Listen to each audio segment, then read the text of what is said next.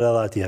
Okej, përplasjet politike nivelit qendror, edhe kryeqytet e kemi parë në vazhdimsi. E kemi parë, domethënë, fjalia që thot Zoti Rama është, po na bllokon qeveria, Shpendameti këta ka thonë sa ka qenë në kryeqytet, e ka thonë 10 herë, nëse hym në Google kena me pasë qysh qeveria nuk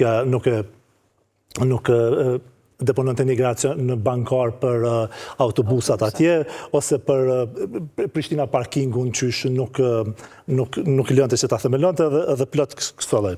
Po tash le dalim në fillim Zone Gjelane e tha që problemi bie mbi arkitektat dhe unë ashtu e kam pa edhe nga shkrimet e mia dhe nga hulumtimet ashtu kemi pa. Sepse edhe me ligjin për ndërtim, arkitekti është ai i cili i siguron të gjitha lejet, bazuar mbi ligjin për ndërtim, të gjitha lejet për punimin e një projektit. Dhe asnjë prej lejeve nuk e ka siguruar kompania projektuese. As lejen e ndërtimit dhe as pëlqimin tash të Se, pajtoni me zotin Tafallari që tha që mund të jetë e qëllimshme? Jo, shiko, nuk kanë çu lejen e ndërtimit për veti, vetë si kanë çu lejen e ndërtimit të objektit vet. Tash e bën një pyetje më herët, tha, a duhet që shteti të çojë leje shtetit? Po, sepse ligji nuk njeh shtet. Ligji e njeh planifikimin urban edhe pikë. Po komentoj ato pyetje që janë ngritur kështu qytetarët që nuk i kuptojnë këtë procedurat. Po. Komuna Prishtinës shëleje. Komuna Prishtinës leje në fundit për vete e kanë çu për një ndërtesë diçka sociale, leje në parafundit i kanë çu për 2 shkolla, po e kanë çu një për stadionin Dykuriku, veç për ndërtimin e tribunave, e kanë çu një leje të ndërtimit. Kanë çu kushte ndërtimore një, masanë e kanë çu edhe leje të ndërtimit. Na dim se çka përmban leja e ndërtimit. Një leje të ndërtimit sheshi nuk ka edhe për mua që kjo është skandal veti. Nuk ka çu leje të ndërtimit. As kushte ndërtimore s'është. E dyta nuk është e planifikuar me buxhet dhe ka shkel ligjin për buxhet edhe një rregullor për buxhet diçka. E pat një reagim sot edhe ministri Murati, por ne kemi pas një raportim qysh më herët. Në vitin 2014 kur është tenderuar projekti, Komuna Prishtinës i ka zotuar vetë 500 euro. I ka pas në buxhet. Dështoj tenderi, okej, s'po merr me ata, ku e ka qitë në tender herën e dytë, në buxhet si vjet figurojnë 6.5 milion euro. Në më thotë qysh kom e kry zoti Rama projektin 18 milion që me 6.5 milion euro, unë e di ku kom i marrë paret. Po, kjo është atëherë para drejt qytetarëve. Po mirë, ju thoni 6.8, po ministri Murati tha që veç 1.8 milion i ka dispozicion komuna. Mirë, të paktën në buxhet, nëse hapëm buxhetin e komunës Prishtinës, kemi mi pa 6.5 milion euro shkruan ndërtimi sheshi Gjogjbush. Kështu shkruan. Unë nëse hapim kështu shkruan. E tash, shpeshher projektet kur janë korniz, edhe mund të planifikohen kësi forme, sepse sot vitin e dytë do t'i marrë tjetër, vitin e tretë, por kjo nuk është tender korniz, kjo është tender që komu kry për projekt që komu kry për 8 muaj. Dhe të gjithë po, dhe për 8 muaj duhet të ja pagujt firmes kontraktuale 18 milion euro. Unë e di ku kom i marrë. Po atëherë është pabesim ndaj qytetarëve. Pse është pabesim po? Ku beson se do të marrë? Jo, s'ku beson, po ku mund të mi marrë, ku kom i marrë? Kom i prek projekte tjera kapitale. Kom i marrë, kom u bë me rishikim buxhetit, bili rishikim buxhetit s'ka pasës vjet, besoj ndoshta sepse nëse nuk ka nivel qendror, nuk ka as nivel lokal, ndoshta nuk do të ketë as vjet, po Komuna Prishtinës po i prek. Do të ishin ato projekte që atakohen nga kjo Po, preken të gjitha projektet që janë aty dhe pa, si më thonë, mundet më prek një kanalizim në Hajvali, mundet më prek një shkollë dikun atje, dhe kjo është një pabesim ndaj qytetarëve, sepse buxheti është të bën në planifikim me qytetarët. Ku ka shku zoti Rama me drejtorit e tij në një lagje, ju ka thonë çka po doni më u çit çto në letër. Ata kanë thonë këto, dhe tash disa prej projekteve kanë mu hjek paret edhe për me pagu sheshin. Është vetëm mundësi, sepse s'ka mundësi tjetër. Se janë veç 6 milion i ka. Tani, probleme me buxhetin, probleme me lejet e ndërtimit, ndërsa kemi parë ekskavatorët pra kanë sjellën këtë gjendje, sheshi është kështu.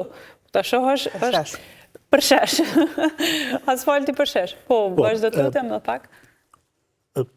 Puna është që arkitekti që ka nga Londra, kryetari i nderuar, është të punu hala me plane urbanistike të Ismet Beqirit. Edhe që ky plan urbanistik është i kohës Ismet Beqirit që janë aty. Nëse planet urbane nuk është që dhe mund e me ndru, adhe mos temi... Nuk është revidu. Nuk është revidu. Nuk është revidu, po zakonisht edhe nuk mundet më ndru në mënyrë e radikale asë shumë. Nuk po thëtë nuk është radikale, po ti duhet të ti përmbash planit. E për tashti mirë, le ta hapim debatin këtu veç pak.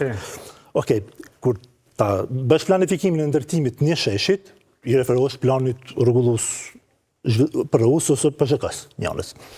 Dhe në asë njënë nuk ka shesh, në dyjat ka bulevard. E para, bulevard është. Dhe nëse marrim për unë e pejtonit poshtë, po edhe të qendrës, të dyjat e kanë një nënkalim që e lidhë Grandin, parkingun e Grandit me katedralin, po është edhe një nënkalim që e lidhë Grandin me rrugën Agim Ramadani. Nga fakulteti atë? Po, nga fakulteti. Në planin që nga ka prezentu kryetari, që ato fotografit, asë njëra nuk është atë. E që kjo është shkelje flagrante, që kjo s'ka shkelje më të madhe. Sepse janë shkel dokumentet të miratuar në Konventin Komunal.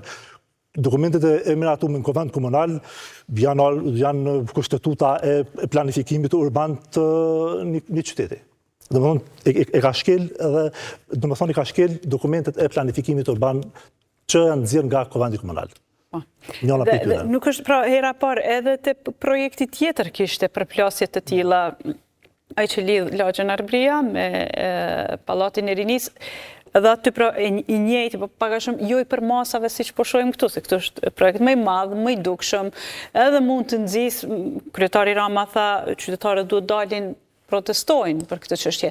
Tani besoni që po bëhen qëllimshëm këto hapa këto veprime pa qenë përputhshmëri me legjislacionin, dhe pse? Unë së pari s'dua të mendoj në formë helmi se bëhet diçka me qëllim të tillë. Prap po e përsëris. Po nëse s'është me qëllim, pse është? Nga mungesë profesionalizmi? Arkitekti, kur përmendi arkitektin, nuk e lidhi me kryetarin, se për mu kryetari edhe pse është me profesion arkitekt, aja kryen një funksion politik. Më thonë një funksion politik dhe me siguri se i ka këshilltar të vetë për fushat të caktuara. Sa i përket planifikimit të projekteve, të ndërhyrjeve transformuese në qendër të qytetit, si që është sheshi gjëpër, ndërhyrje transformuese, rrënjësore, më thonë komplet përmbajtja e funksioneve, volumet, format kanë me ndryshu. Arteria kryesore e qytetit, qendra e qytetit, me status hapësirë kulturore në mbrojtje ligjore, që kërkon standarde që duhet me u respektu për ne me arrit, me formësu një qendër të qytetit si hapësirë kulturore të periudhës të arkitekturës moderne, që i takon arkitekturës kohës moderne dhe kohës tonë bashkohore, ka standarde, ka regula, ka ligje. Të gjitha këto janë shkel, janë shpërfil nga ekipa e ngarkuar me projektim, sepse specialisti që e kontrollon pacientin është mjeku. Mirë, po këto